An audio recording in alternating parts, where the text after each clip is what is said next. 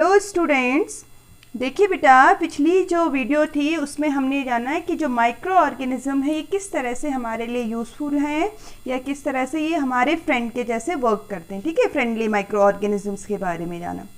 तो देखिए, जो माइक्रो ऑर्गेनिज्म है बेटा वो कुछ फ्रेंडली होते हैं तो कुछ हमारे लिए कैसे होते हैं, हार्मफुल भी होते हैं और कई तरह से हार्मफुल होते हैं। ठीक है, ये क्या कर सकते हैं, ये कई तरह की डिजीज़ को स्प्रेड कर सकते हैं। इनकी वजह से हमारे घरों में जो चीज़ें रहती हैं वो स्पॉइल हो सकती हैं, ख़राब हो सकती हैं। जैसे आप देखेंगे क्या है, कपड़े वगैरह हैं उनमें फंगस लग सकता है, या हाउस होल्ड अदर आर्टिकल्स हैं, लेदर से बनी हुई चीज़ें हैं, ये भी ख़राब हो सकती हैं फंगस से। ठीक है, तो इस तरह से ये हमारे लिए क्या है, हार्मफुल भी हो सकते हैं।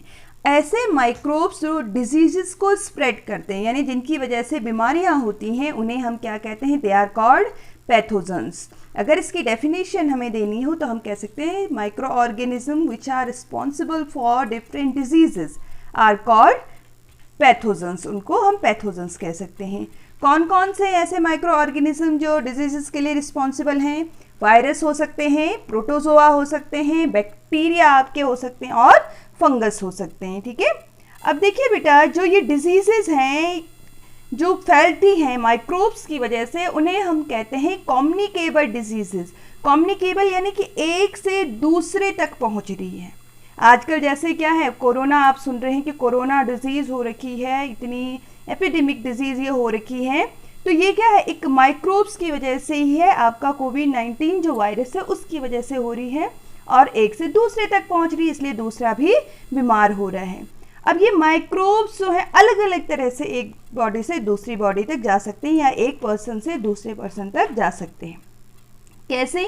थ्रू एयर, बाय एयर जा सकते हैं, बाय वाटर जा सकते हैं, इन्फेक्टेड फूड की हेल्प से जा सकते हैं और फिजिकल कांटेक्ट से भी जा सकते हैं।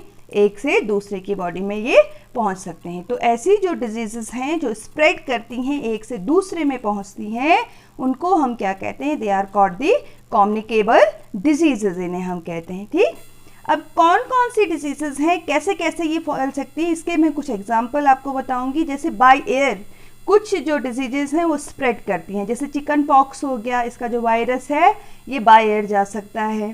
ठीक, ब्रीथ हम कर रहे हैं एयर में, उसकी हेल्प से ये हमारी बॉडी में जा सकता है। ब्रीथिंग एयर जो है उसके साथ ये वायरस बॉडी में जा सकता है और हमें इन्फेक्टेड कर सकता है। ट्यूबरक्लोसिस है, टीबी जिसे हम कहते हैं, ये भी बाय एयर हमारी बॉडी में जा सकता है। ठीक है, जो टीबी का जो पेशेंट है वो जैसे ड्यूरिंग स्नीजिंग, ड्यूरिंग कफिंग जो ड्रॉपलेट्स एयर में आ जाती है और अगर हम उसके कांटेक्ट में रहते हैं, उसके नज़दीक रहते हैं, वो ब्रीथ करते हुए वो माइक्रोब्स हमारी बॉडी में एंटर कर जाता है विद एयर और हेल्दी पर्सन को भी क्या हो सकती है, डिजीज़ हो सकती है। ठीक है, इसके साथ साथ कुछ वाटर बॉर्न डिजीजेस होती हैं, यानी कि ऐसी डिजीजेस जो कंटेमिनेटेड वाटर की वजह से फैलती हैं। कौन सी हैं? कॉलरा हो गया आपका और जॉइंडिस हो गया, पीलिया जिसे हम कहते हैं। ठीक है, तो ये जो डिजीजेस हैं ये गंदा पानी जो है उसकी वजह से फैल जाती हैं और हम कह सकते हैं कि माइक्रोब्स वाटर की हेल्प से दूसरी बॉडी में पहुंच जाता है। ठीक, ऐसे ही कुछ फूड बॉर्न डिजीजेस हैं। फूड बॉर्न यानी कि जो इन्फेक्टेड फूड है उससे दूसरे की बॉडी में पहुंच जाता है, यानी कि माइक्रोब्स ने फूड को इन्फेक्टेड कर दिया है और अगर हम यही फूड ले लेते हैं तो ये हमारी बॉडी में आ जाता है। इसमें एग्जांपल है आपका टाइफाइड। ये टाइफाइड जो है एक बैक्टीरिया से होती है, सैल्मोनेला टाइफी बैक्टीरिया की वजह से होती है। और ऐसे ही आपका जो जॉइंडिस है ये एक वायरस की वजह से होती है। ये इन्फेक्टेड फूड से भी हो सकती है, अगर हमने कुछ ऐसा ही खाना खा लिया जो इन्फेक्टेड है ऐसे वायरस वगैरह से, तो क्या हो सकता है, हमको भी ये डिजीज़ हो सकती है, जॉइंडिस हो सकती है। कुछ डिजीजेज जो है बेटा उनको वेक्टर्स स्प्रेड करते हैं। वेक्टर्स यानी कि वो एक ले जाने का कारण बनते हैं। एक्चुअली जैसे मॉस्किटो है, ठीक है, ये दो तरह की डिजीजेस ले जाता है। जैसे अगर हम फीमेल एनाफिलिस मॉस्किटो की बात करें तो ये प्लाज्मोडियम को कैरी करता है, जो रिस्पॉन्सिबल होता है किसके लिए, मलेरिया के लिए। अब मॉस्किटो को वो डिजीज़ नहीं होगी। ठीक है, ये क्या करेगा, पहले इन्फेक्टेड जो पर्सन है उसने ब्लड सक किया मान लीजिए, ठीक है, और फिर उसने क्या कर दिया, हेल्दी पर्सन को जब ये बाइट करेगा तो वो जो इन्फेक्टेड पर्सन का जो ब्लड है वो हेल्दी पर्सन की बॉडी में चले जाएगा, या हम कहें वो प्लाज्मोडियम चले जाता है और लीवर में जाके इन्फेक्शन ये पैदा कर देता है, कई सारे वहाँ पे माइक्रोब्स पैदा हो जाते हैं, प्लाज्मोडियम रिप्रोड्यूस करते हैं। ठीक है, तो इस तरह से होता है। डेंगू है, ये भी जो है आपका एडीज जो मॉस्किटो है ये इसको कैरी करता है। ठीक है, और ये एक वायरल डिजीज़ है जो डेंगू जो डिजीज़ है। क्लियर?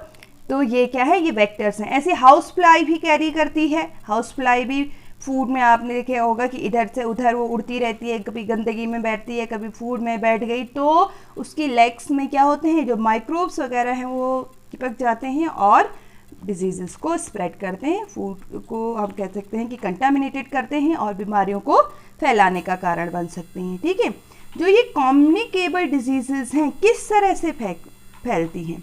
हमने कहा था एयरबोर्न डिजीज़ होती हैं बेटा। एयरबोर्न यानी कि एयर की हेल्प से जो फैल रही हैं। ठीक है, तो ऐसे आपके माइक्रो ऑर्गेनिज्म जो अगर हमारे एयर में आ गए हैं और हमने वो एयर उस एयर को ब्रीथ किया है तो हमारी बॉडी में क्या हो सकता है, वो माइक्रोब्स एंटर कर सकते हैं और हम उस डिजीज से सफ़र कर सकते हैं। ठीक, ऐसे बाय टेकिंग इन्फेक्टेड फूड और वाटर, अगर हम ऐसा गंदा खाना ले रहे हैं, इन्फेक्टेड फूड ले रहे हैं, वाटर ले रहे हैं, तो भी वो हमारी बॉडी में जा सकते हैं वो माइक्रोब्स। ठीक है, थ्रो इंसेक्ट बाइट, जैसे पहले ही हमने कहा कि इंसेक्ट्स ने बाइट किया तो हमारी बॉडी में जो है ये माइक्रोब्स ट्रांसफ़र हो सकते हैं। एंड और क्या रीज़न हो सकता है, बाय शेयरिंग इन्फेक्टेड इंजेक्शन और निडल्स।